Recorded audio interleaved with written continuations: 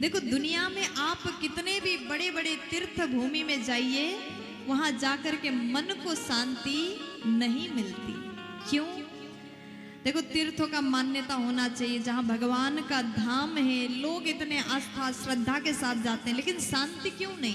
क्योंकि वहां जाने वाले लोग आपस में झगड़ा कर रहे हैं, लड़ाई कर रहे हैं। आप वृंदावन जाइए, हरिद्वार जाइए, भगवान के मंदिर में भी जाइए, दर्शन के लिए सब आगे जाना चाहते हैं, पीछे कोई को भी पीछे रहना, लाइन में खड़ा होना किसी को भी पसंद नहीं है।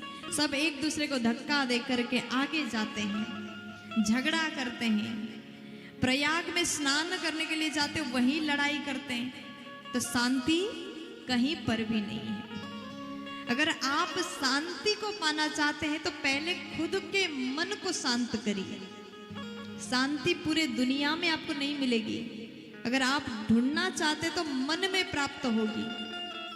आप पहले अपने आप को शांत करिए, आंतरिक शांति की खोज करिए। जब आप अपने भीतर शांति ढूंढोगे तब जाकर के आप दुनिया में शांति देख पाओगे। क्योंकि शुरुआत स्वयं से करना चाहिए, प्यार से बोलना पड़ेगा। तो उसके पश्चात नारद जी कहते शांति क्यों नहीं है? तीर्थों में भी लोग जाकर के झगड़ा कर रहे हैं, बहस कर रहे हैं, एक दूसरे को धक्का मुक्की कर रहे हैं। तीर्थों में जाइए, सबसे ज्यादा चोरी वहीं पर होती है।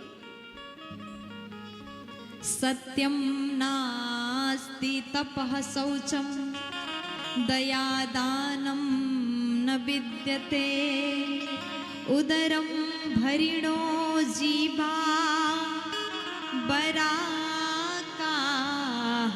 कुटभाषिणः। सत्य नहीं है। आजकल के मनुष्य सत्य नहीं बोलते। सत्यम नास्ति तपः शौचम, तपस्या नहीं है, पवित्रता नहीं है। लोग काम कर रहे हैं तो केवल अपने पेट को भरने के लिए काम कर रहे हैं। आजकल मनुष्य सोच रहे हैं, मनुष्य विचार करते चाहे कुछ भी करूं पैसा आना चाहिए, चाहे अच्छे से करो बुरे से करो, अच्छा कर्म से मिले या फिर बुरा कर्म से मिले, पैसा होना चाहिए। इसलिए लोग काम कर रहे हैं, इसलिए शांति नहीं है। नारद जी कहते हैं ये सब दृश्य हमने देखा, और जैसे हम ब्रज में पहुंचे, वृंदावन में पहुंचे, वहां एक और आश्चर्यजनक दृश्य मैंने देखा। क्या? एक सुंदर नारी बैठ करके रो रही है और बगल में दो वृद्ध पुरुष मूर्छित अवस्था में लेटे हुए हैं, और सुंदर सुंदर नारियां उस सुंदर नारी की सेवा कर रहे, कोई हवा कर रहे हैं, सेवा में बैठे हुए, चारों ओर से घेरा बना करके। बीच में जो देवी बैठी है ना, ओ साधो क्षणम तिष्ठा मच्चिंतामपि नाशया दर्शनम तव लोकस्य सर्वथा गहरम परम। उस सुंदर नारी ने स्वयं से आवाज लगाया, भो साधु क्षणम तिष्ठा। वो साधु कुछ पल के लिए, कुछ क्षण के लिए आप रुक जाइए। क्यों? क्योंकि हमने सुना है अगर जीवन में एक पल भी सत्संग मिल जाए तो जीवन सुधर जाएगा। एक पल का संग, आपने अगर चलते चलते एक पल भी सत्संग सुन लिया तो एक पल का सत्संग आपके जीवन को सुधारने वाला होगा। प्यार से बोल दो ना, राधे राधे।